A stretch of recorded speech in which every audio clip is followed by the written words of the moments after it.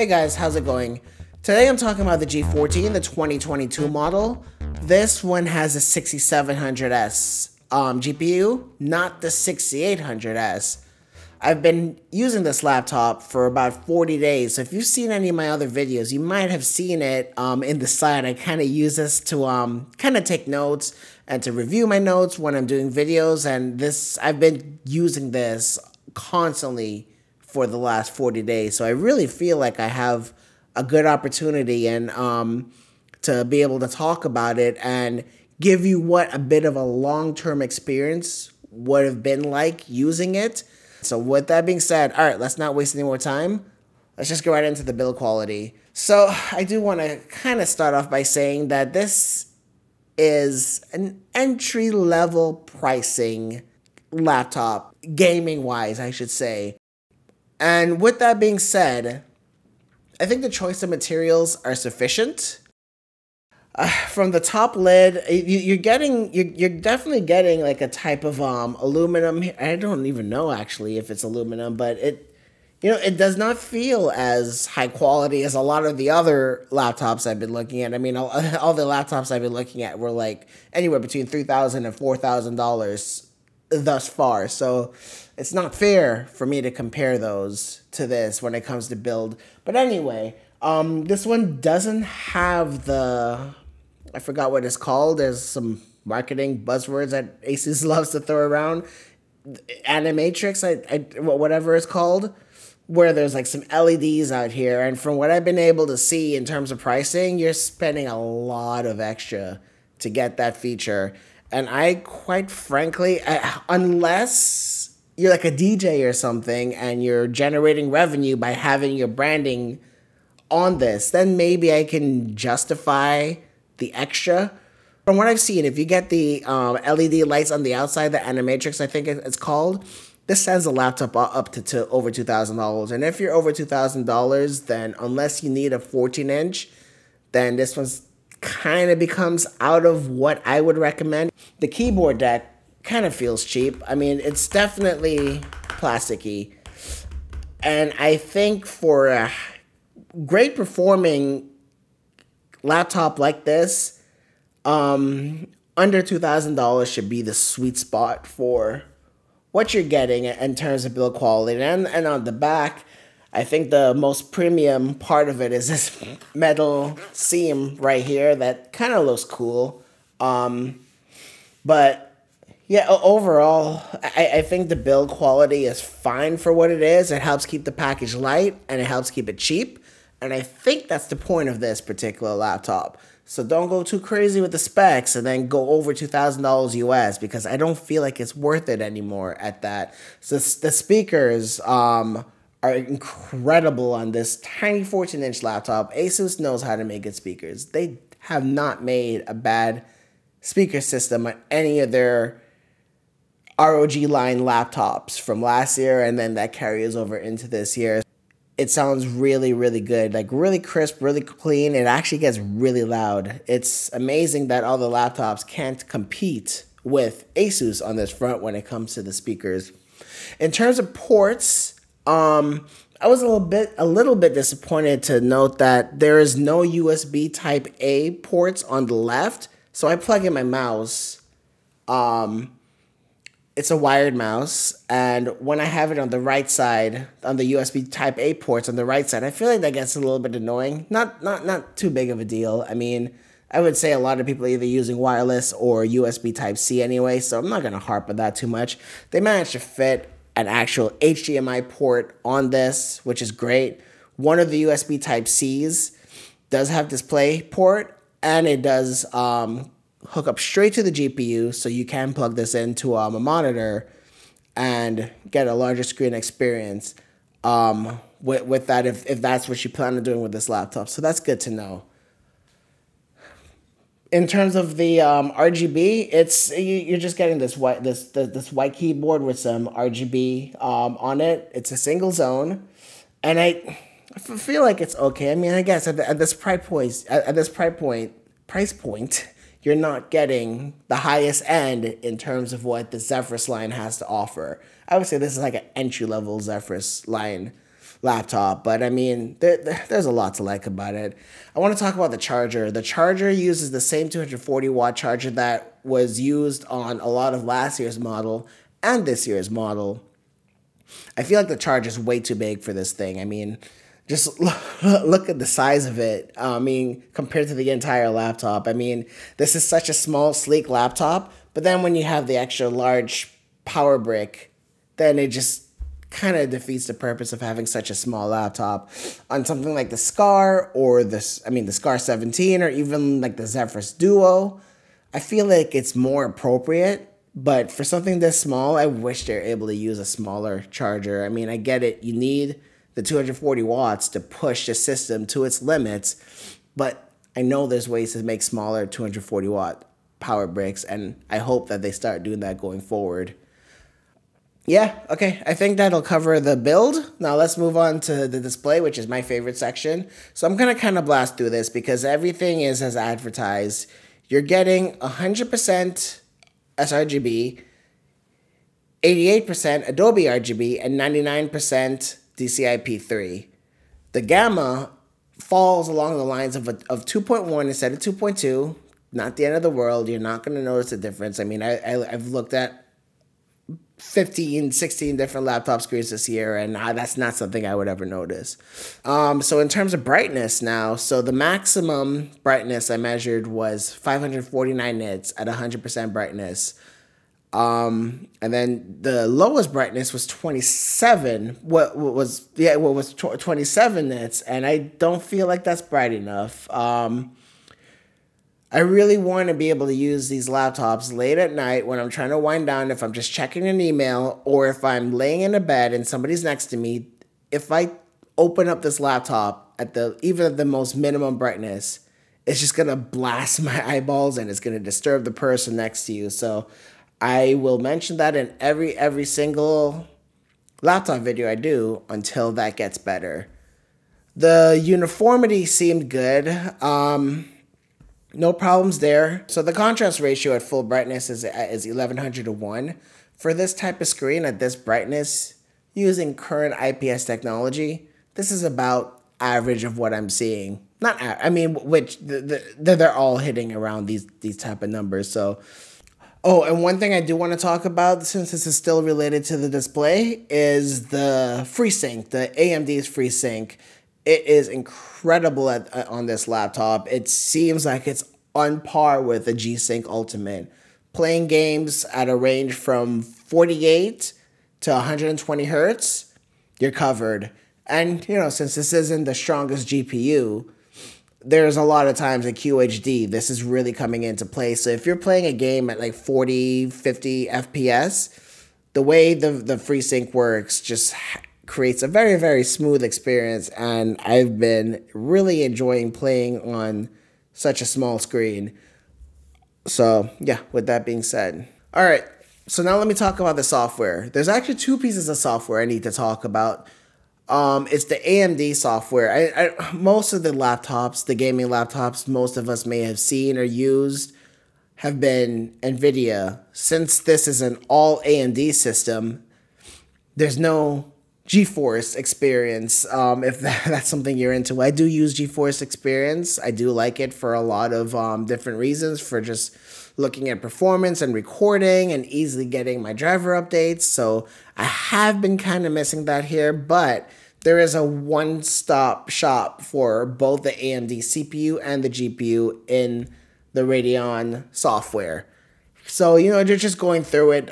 There's just different settings. There's a lot of equivalent settings to what you would get with like the Intel Command Center. I forgot what their software is called, and the GeForce Experience. They don't have all the features that GeForce Experience has, but it's fine for what it is. Yeah, so like there's like different graphic settings where you could turn on Radeon anti-lag, which I would recommend doing. It does seem to reduce the overall latency a bit. There's Radeon Chill, which gives you a silent profile, not necessary. I'll get more into the different profiles when I talk about Armory Crate on this model next. There's Radeon Boost, which I haven't played around yet. There's some other stuff here. And you can see that you can actually control the settings for both the GPU and the for GPU 1 and GPU 2, aka the dedicated or the integrated. And just along some of the other settings, there's an AMD FreeSync. You obviously want that enabled all the time. I tend to leave everything else disabled, including very bright. And I should have mentioned this when I was talking about the display section. The first thing you should do when you get this laptop is disable very bright. It uses a series of display power saving mechanisms to save on battery life, but it doesn't look as good. You lose contrast, you lose brightness, and you use color vibrance. So I definitely recommend taking that off immediately. And, you know, there's some other settings in there that I probably won't spend too much more time going over just because I haven't really messed around too much with them. I found that I haven't really needed to. But yeah, so I just wanted to quickly talk about the Radeon software because I can imagine not everyone has experience with using it because we typically tend to only see NVIDIA GPU laptops out in the market. So I mean, I'm always grateful for competition. So that's good. All right, so the next piece of software I want to talk about is the Armory Crate. I've mentioned this in several of my other videos. This is my favorite software out of all of them. It's the easiest to use. Everything is kind of right in front of your face, you know, so you have all of your different profiles. They all work well. And there's also different configurations you could do where you could switch into the mux switch, or I mean, you could use the mux switch to go into the dedicated GPU mode only, or Optimus, which is an Intel terminology. So I don't know exactly what AMD is calling it, but it's the integrated GPU mode versus dedicated GPU mode.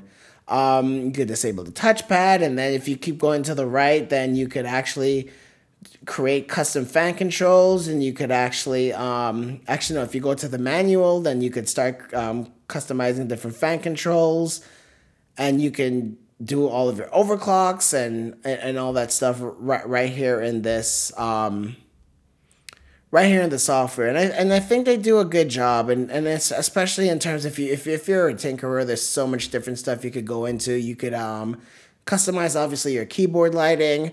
You can even download wallpapers that can sync up with your RGB. It's insane. It's insane the amount of stuff that they could do, and they update it constantly, and it's really just one of the best systems out there.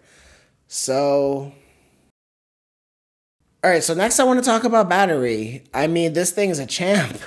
I'm easily getting 11 to 12 hours of constant use, and this is not me doing like a video playback test or any of the other previous tests I've been doing. This is like of actual usage. This is me watching YouTube videos, doing a light photo edit, doing a lot of web surfing, watching a lot of videos, just using this laptop without any thought of how I can possibly save power. I've been getting 11 hours, 12 hours sometimes. So that's been amazing.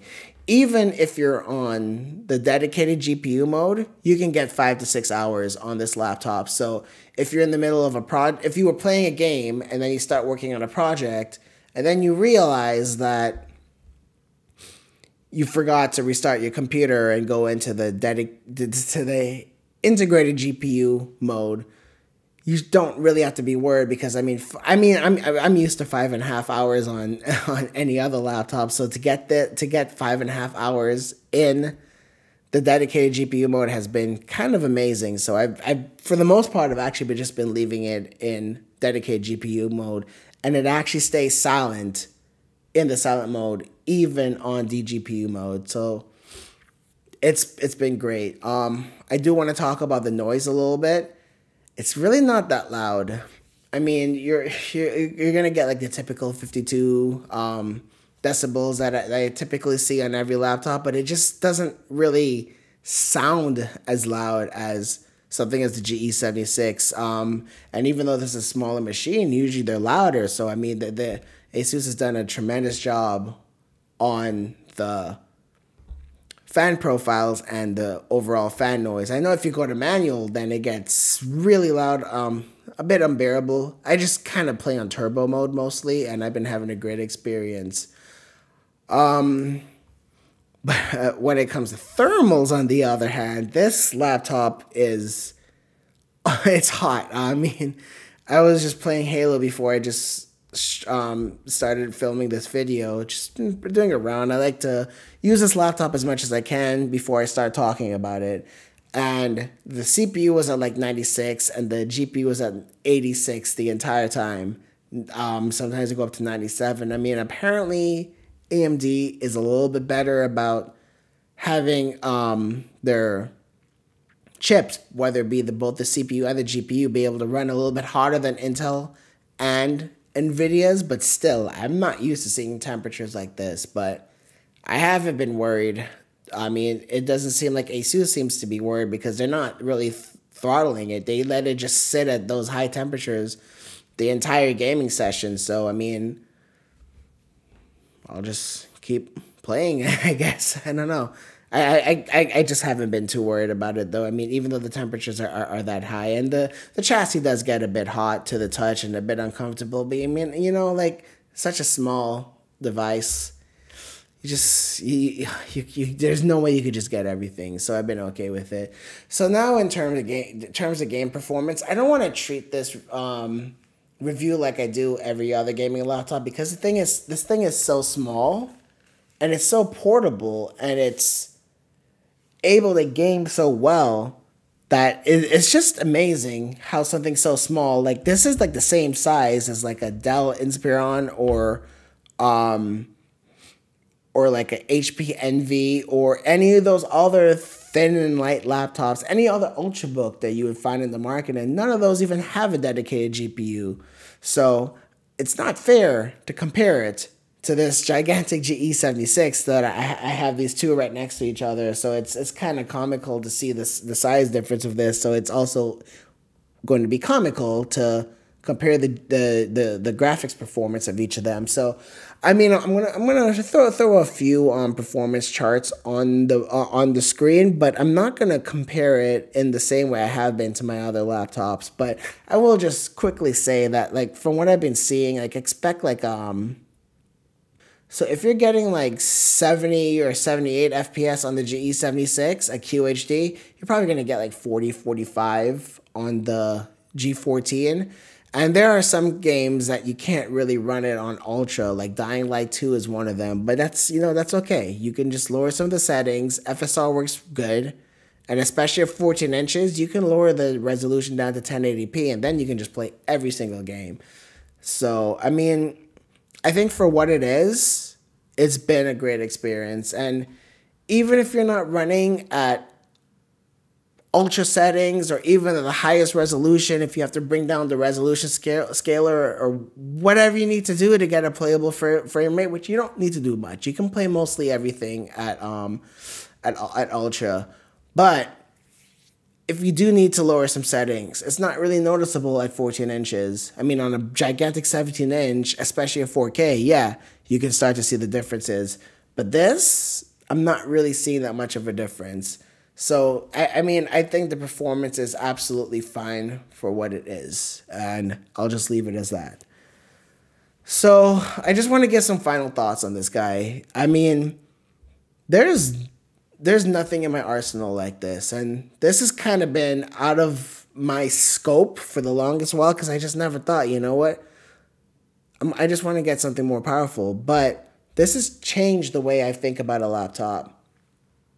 Just in terms of how small it is, how good the battery is, how quiet it is when it's not under load, and just being able to pick it up and just take it anywhere with you. So, like, it's just kind of always with me. And then I just open it, and then when Windows Hello, bam, signs me in, and I'm up and running. And then when I want to play a game, like I said, I've just been keeping it on dedicated GPU mode the entire time. I just plug in the charger, and I'm gaming. When I'm done, I just unplug it, yank it, and I'm taking it with me. So, like, in terms of usage, this laptop is getting more usage than anything else I have in my arsenal right now. And that's something I never thought would be possible. I just thought I would just want the most performance all the time.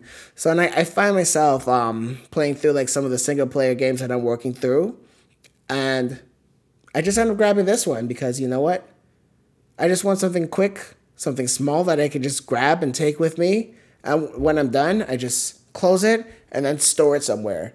I don't have that option with any of the other gigantic laptops I have. Even some of the 15-inchers, even like the Scar 15 or the GE66. So this laptop has just kind of been a gem, and I would have never expected it to be.